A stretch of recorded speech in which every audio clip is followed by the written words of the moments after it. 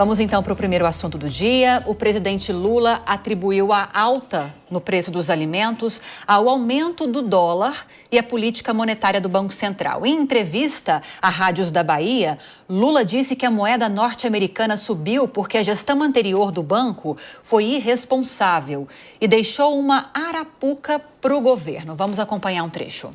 Nós tivemos um aumento do dólar porque a gente teve um Banco Central totalmente irresponsável, que deixou uma arapuca que a gente não pode desmontar de uma hora para outra. Eu disse outro dia que a gente não pode dar um cavalo de pau num navio do tamanho do Brasil. Vamos seguir então agora para as análises. Vou começar com você, Mônica Rosenberg. A gente até pela manhã discutia essa questão. Lula, durante essa entrevista a rádios baianas, dizendo que o preço dos alimentos pode ser explicado hoje, a alta do preço dos alimentos pode ser explicada por essa questão da política monetária conduzida pelo Roberto Campos Neto, gestão anterior do Banco Central, além, claro, da alta do dólar e, como consequência da alta do dólar, as exportações de alimentos. São explicações economicamente plausíveis para a alta dos preços? Absolutamente não. É tão ridículo porque ele está confundindo causa com consequência. E, mais uma vez, querendo jogar nas costas do Banco Central algo que não é, de forma alguma, culpa do Banco Central. Lívia, o Banco Central, inclusive, foi muito cauteloso na manutenção da taxa de juros e elevando juros que já são muito altos. Isso é uma atuação para conter a inflação. Nós estamos pedindo justamente que eles comecem a reduzir a taxa. Então, o presidente precisa parar.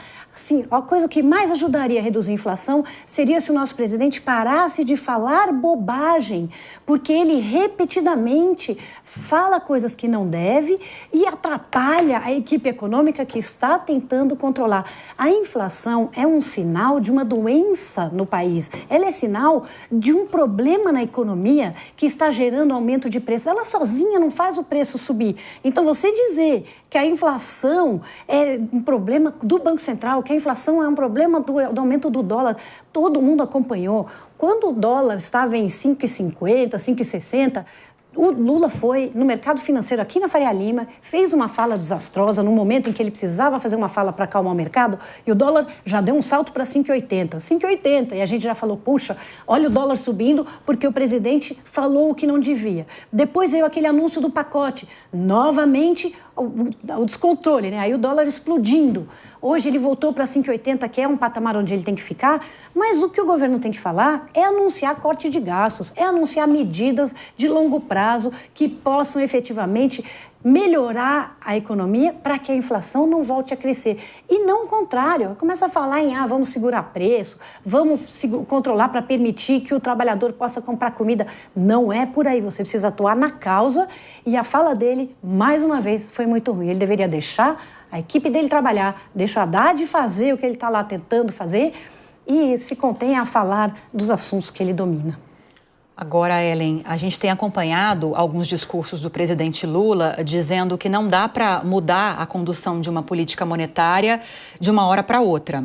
Até justificando o fato de Gabriel Galípolo, indicado por ele, atual presidente do Banco Central, ter se comprometido em manter já um compromisso feito desde o ano passado pelo próprio Banco Central. Houve o aumento da taxa básica de juros recentemente, pelo Copom em 1 ponto percentual. Agora, para março, a previsão é de que haja um novo aumento também de 1 ponto percentual, porque, segundo Lula, foi um erro a condução da política monetária no governo, na gestão anterior, e agora não dá para mudar de uma hora para outra. Concorda com essas falas? É interessante que o discurso do Lula é um discurso bem estruturado sob o ponto de vista de que a quem você quer responsabilizar, né?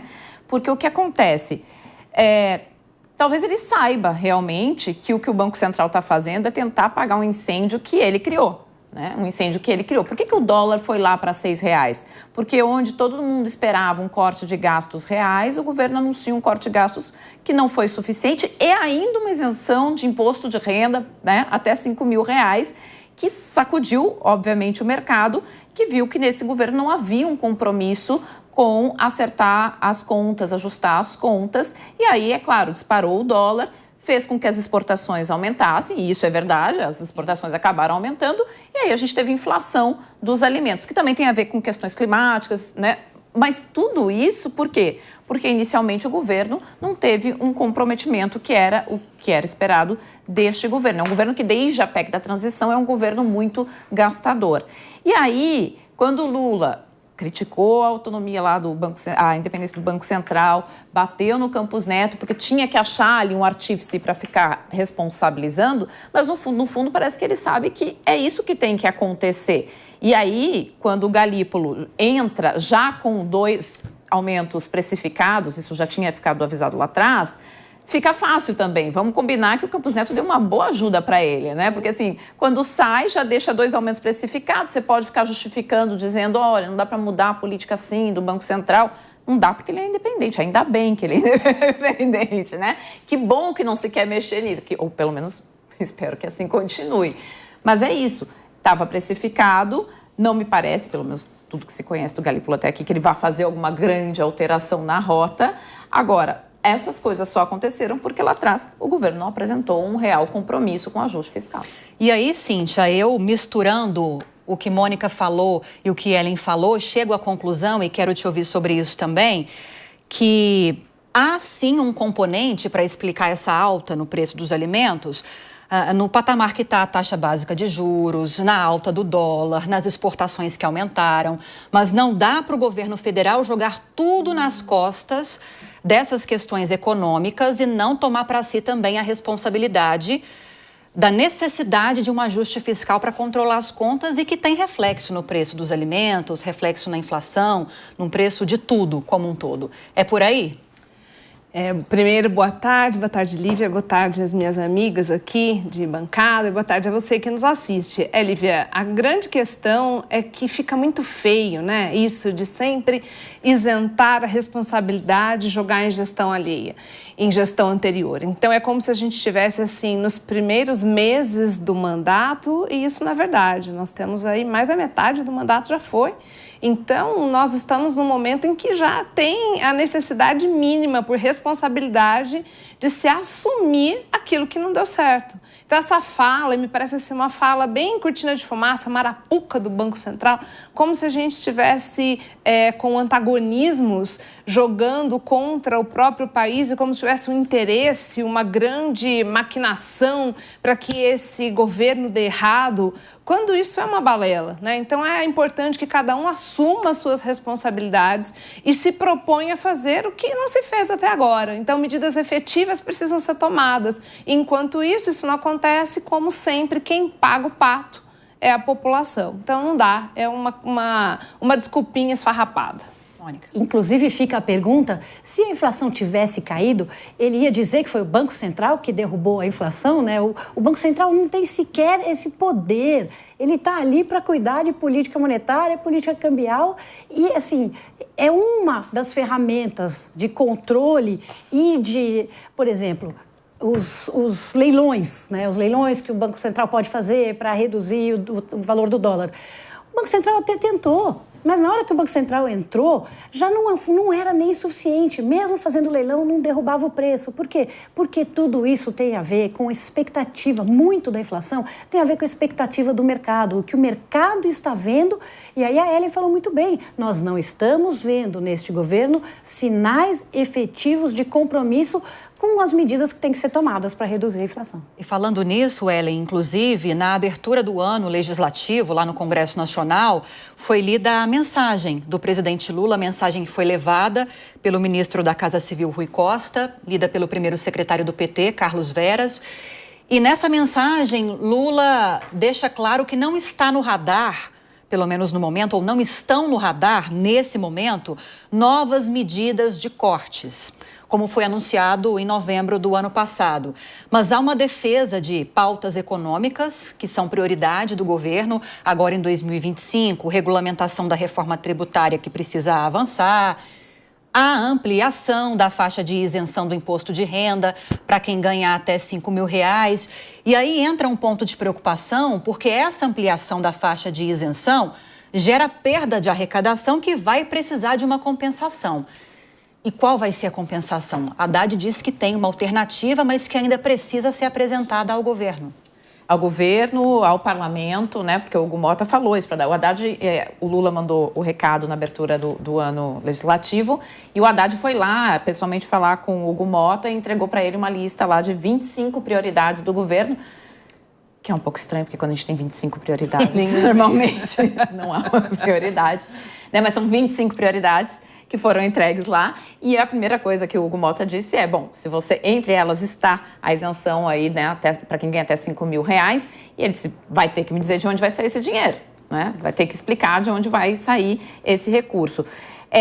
O que a gente sabe, né, quando a gente conversa com as pessoas em Brasília nós temos Haddad de um lado, muito ciente de que outros ajustes precisarão vir este ano, se a gente não quiser entrar numa recessão. Então, assim, tem que ter mais reajuste.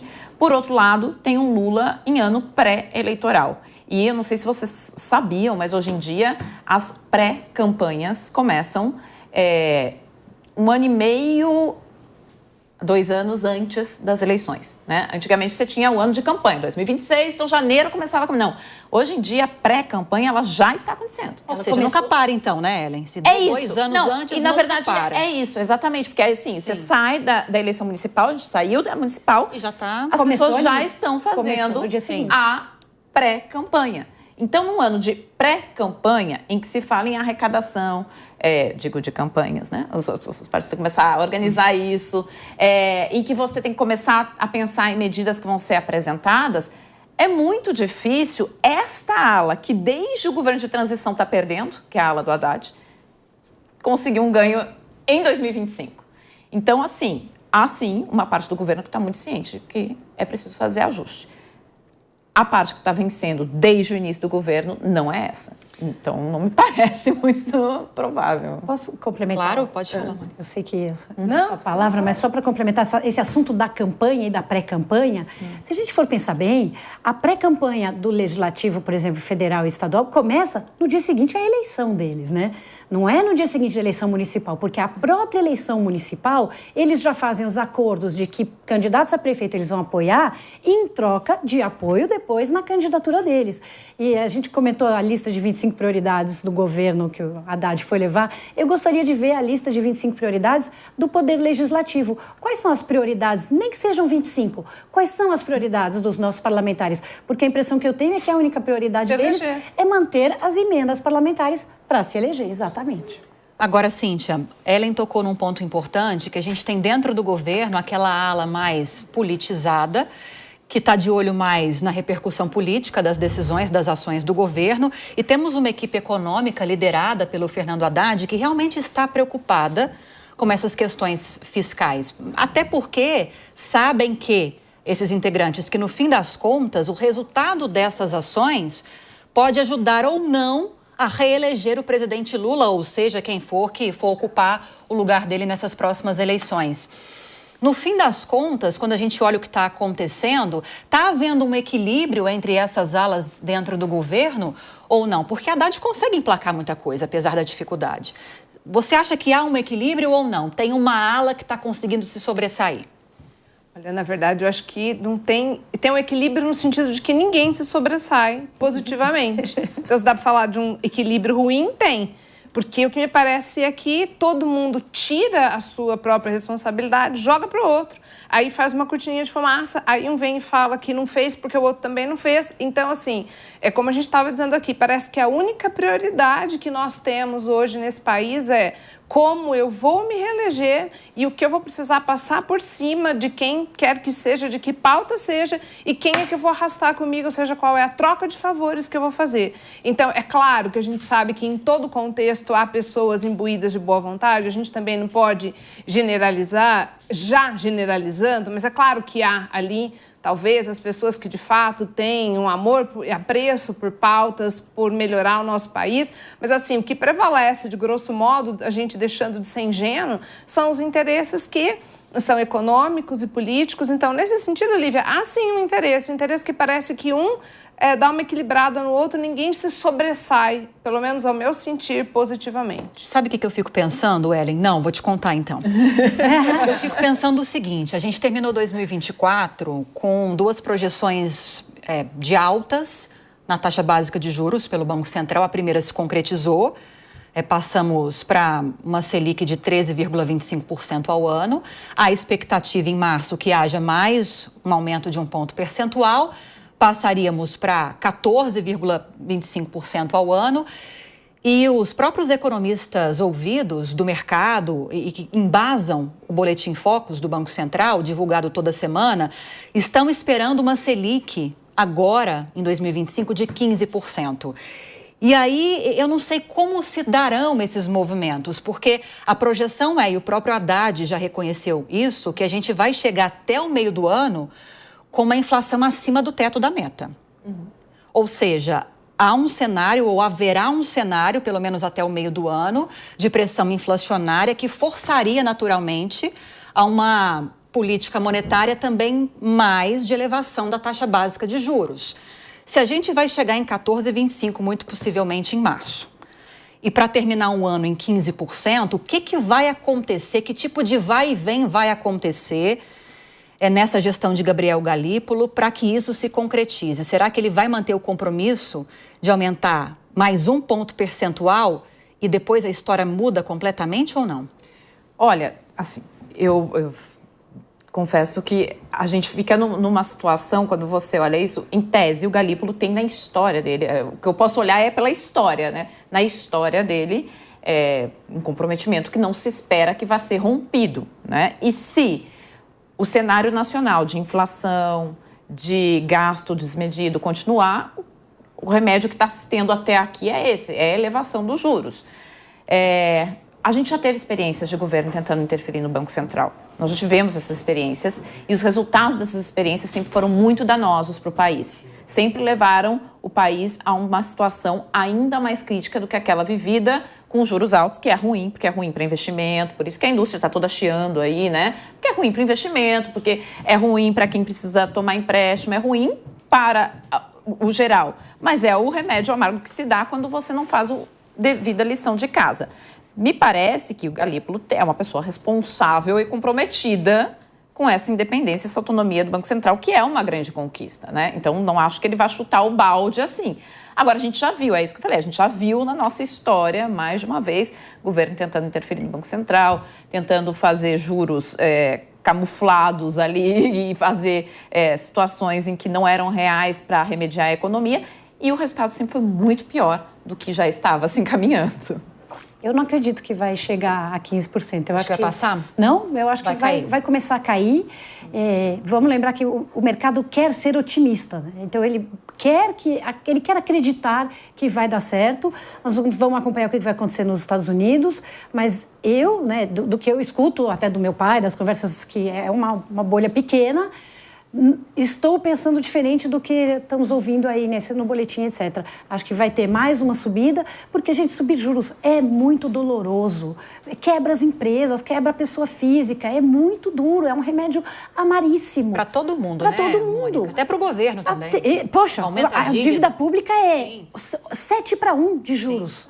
70% é juros, 7-1, gente, é a matemática, tá? Eu sou advogada. Cada 1 ponto percentual, 50 bilhões nos juros da dívida. Exatamente. Então, precisa começar a derrubar os juros e a gente tem que parar de achar que, não, sobe os juros que isso segura a inflação. Não é suficiente para segurar a inflação, é um remédio muito, muito, muito amargo para a sociedade e eu acredito que vai ter talvez mais um aumento.